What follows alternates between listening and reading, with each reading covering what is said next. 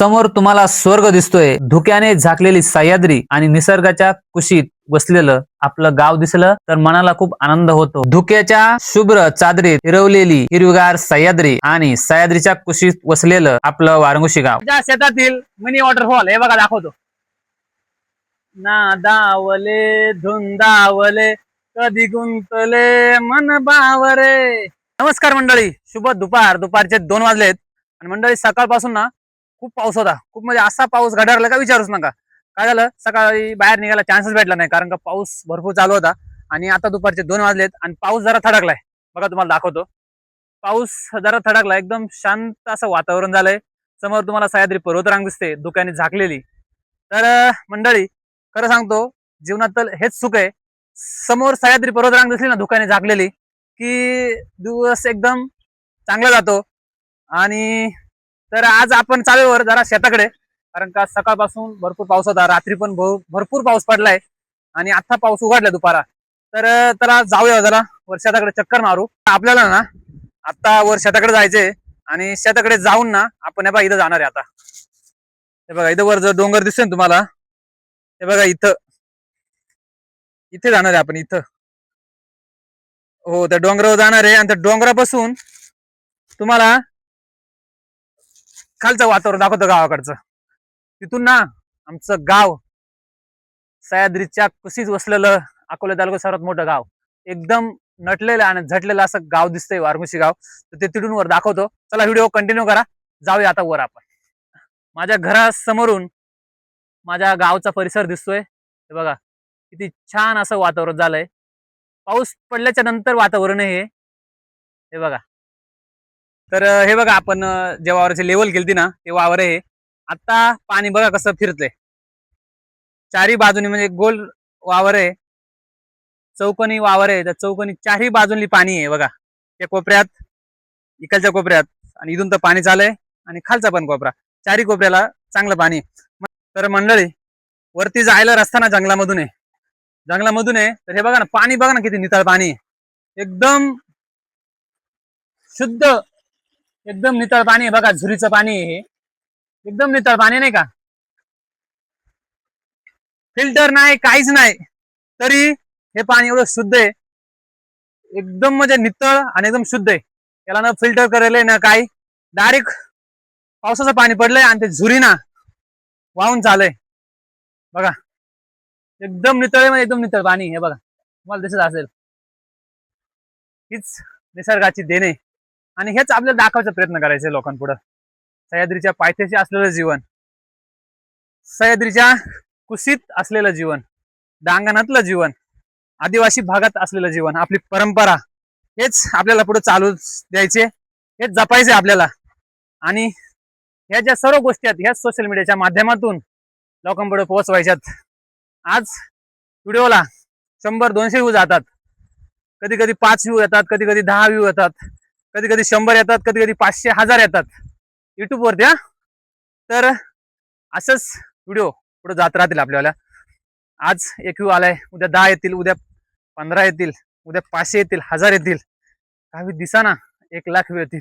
याच गोष्टी आपल्याला दाखवत पुढे चालायचं, आपली परंपरा जपत पुढे चालायचंय आणि ती सोशल मीडियावर दाखवायची की खरंच डांगण भागामध्ये, कोकणामध्ये, सह्याद्रीच्या पायथ्याशी कशा पद्धतीने लोक शेती करतात, कशा पद्धतीने जीवन जगलं जातं. या व्हिडिओच्या माध्यमातून तुम्हाला बघायला भेटणार आहे. तर चॅनलवरती नवीन असाल तर लवकरच चॅनलला सबस्क्राईब करा, व्हिडिओ लाईक करा, व्हिडिओ शेअर करा. बघा मी आता जरा ना डोंगराच्या मध्यस्थी भागावरती आलोय आणि मध्यस्थी भागावरून तुम्हाला समोरचं वातावरण दाखवतो. बघा, हे बघा समोर धुक्याने झाकलेली सह्याद्री पर्वतरांग दिसते. महाराष्ट्रातील उंच शिखर कळसुबाई दिसतंय धुक्याने झाकलेलं. आणि त्याच्याच पायथ्याशी म्हणलं 5 किलोमीटरच्या अंतरावर माझं वारंगुशी गाव दिसतंय. हे बघा, सह्याद्रीच्या कुशीत वसलेलं वारंगुशी गाव दिसतंय. आणि मी अजून, आपल्याला डोंगराला जायला जरा अजून 10 ते 15 मिनिटं आहेत. तर मंडळी, फायनली डोंगराच्या मध्यस्थी भागावरती आलोय आणि वरती हे बघा, वरती डोंगर आहे डायरेक्ट आणि मी मध्यस्थी भागावरती आहे. आणि इथे ना एक झुरा येतोय. झुरा म्हणजे एका ठिकाणी ना पाणी आहे. इथं तुम्हाला ते पाणी दाखवतो. त्या डोंगरामधून पाणी येतंय आणि एकदम शुद्ध, न कुठला फिल्टर न काही, निसर्गाची देण आहे. तुम्हाला दाखवतो बघा. हे बघा, एकदम शुद्ध असं पाणी आहे. आणि बघा याच्यातून येतं डोंगरातून. हे बघा, हे एकदम पिण्याजोग पाणी आहे बरं का, तुम्हाला सांगतो. याला न कसला फिल्टर आहे, न कसला काही आहे. हे बघा, एकदम शुद्ध पाणी आहे. आणि हे जनावरांसाठी पाणी, त्यासाठी आम्ही तुंबून ठेवलं. हे बघा, लोकांनी इथं पण तुंबले आणि इथे पण तुंबेले. हे बघा, जनावरांसाठी. तर असेच गावाकडे मजा असते, आनंद असतोय. तर चला आता डोंगराला जायला आपण, म्हणजे आता 5 मिनिटात पोहोचच. चला जाऊया. तिकडून ना तुम्हाला समोर सह्याद्री दाखवतो आणि माझं गाव दाखवतो, स्वर्ग दाखवतो तुम्हाला. स्वर्ग तुम्हाला काय बोललो, समोर धुक्याने जागलेली सह्याद्री दिसली ना, दिवस सार्थक ठरतोय, दिवस एकदम आनंद जातोय. तर मंडळी फायनली आता आपण त्या डोंगरावर पोहोचलेलो आहे. डोंगराच्या मध्यस्थी भागावरती आहे. डोंगर अजून इकडे वरती आहे, पण आपण इथं मध्यस्थी भागावरती आहे. आणि इथून ना तुम्हाला समोर वातावरण दाखवतो गावाकडं. एकदम भन्नाट असं वातावरण झालंय मंडळी, तुम्हाला सांगतो.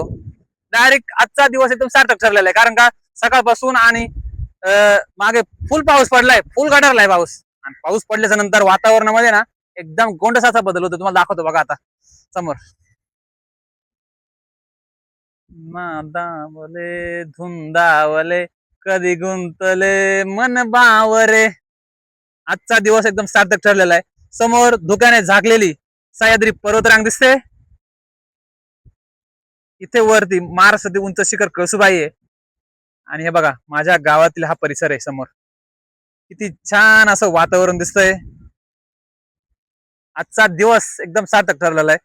तर चला मंडळी, वरती येऊन खूप एन्जॉय झालं. आपण आता बघितला सह्याद्री पर्वतरांग, तिकडचा भाग. आता तुम्हाला ना समोरचा दाखवतो मी. इकडे ना, इकडे पण असे छोटे आमच्या गावाला लाभलेले मिनी धबधबे आहेत. एकदम शांत वातावरणामध्ये. आणि समोर पवनचक्क्या दिसतात, आणि त्या पवनचक्क्याच्याच कडेला एकदम छोटे असे मिनी धबधबे दिसतात. त्या मिनी धबधब्यांकडे पण आपण जाणार आहे, पण सध्या आता नाही जाणार. तुम्हाला दाखवतो. तिकडे वस्ती पण आहे, आणि वस्तीच्याच वर डोंगराला असे छोटे मिनी धबधबे आहेत. खूप छान वाटतंय बघा. तुम्हाला दाखवतो, नेचरचा आनंद घ्या.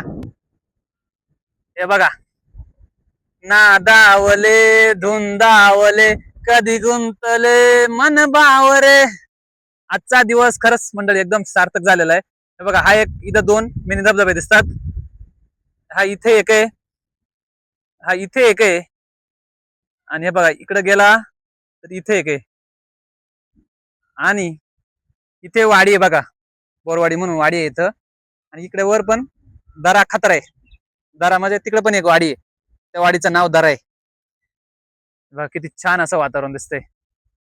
तर मंडळी, आणि समोर आपला तुम्ही व्हिडिओ बघितला असेल ढोल्याचं पाणी. हे बघा, इथं ढोल्याचं पाणी.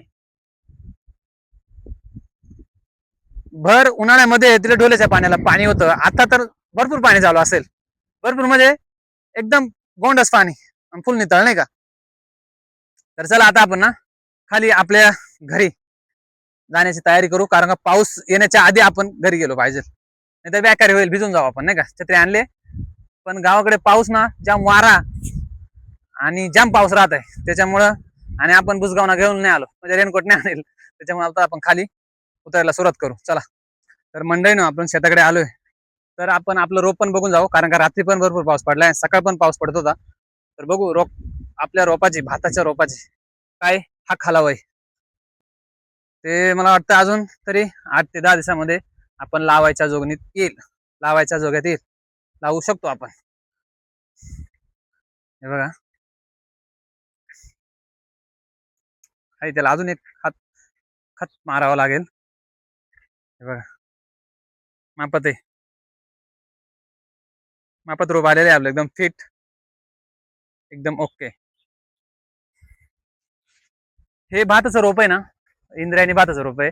आणि हे अजून 8 ते 10 दिवसात लावायला येईल. त्याला अजून एक खत मारावं लागेल. आधी एक खत मारलेलं आहे, आता दुसरा खत मारला तर त्याची वाढ रपाट्याने होईल.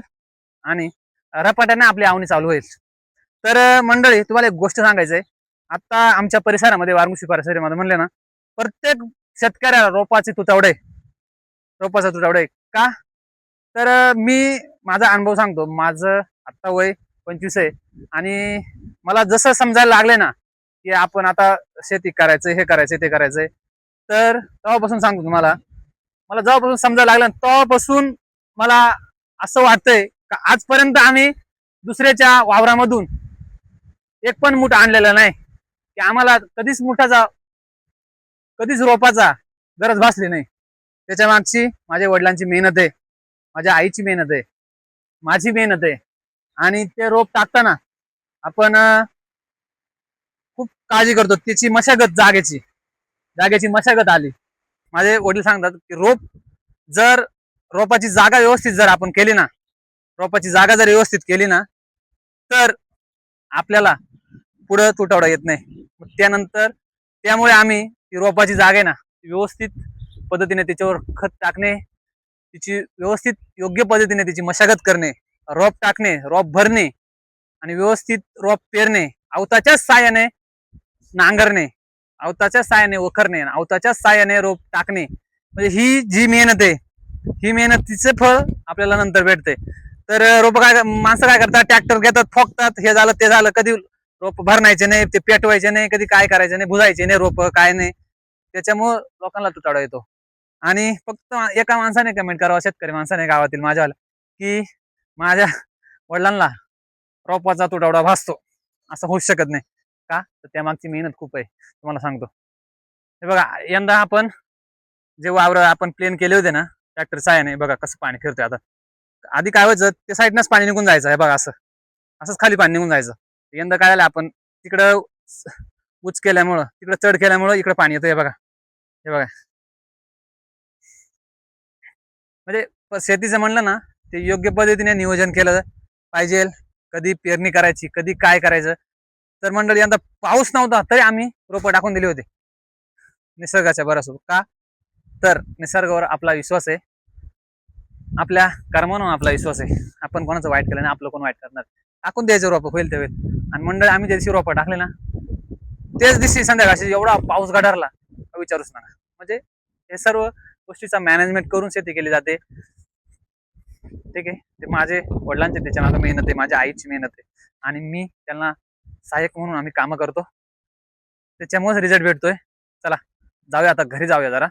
तर आजचा होता असा दिवस. भेटू नेक्स्ट व्हिडिओ मध्ये. चॅनल जर नवीन असाल तर व्हिडिओ लाईक करा, चॅनल सबस्क्राईब करा. Bye bye.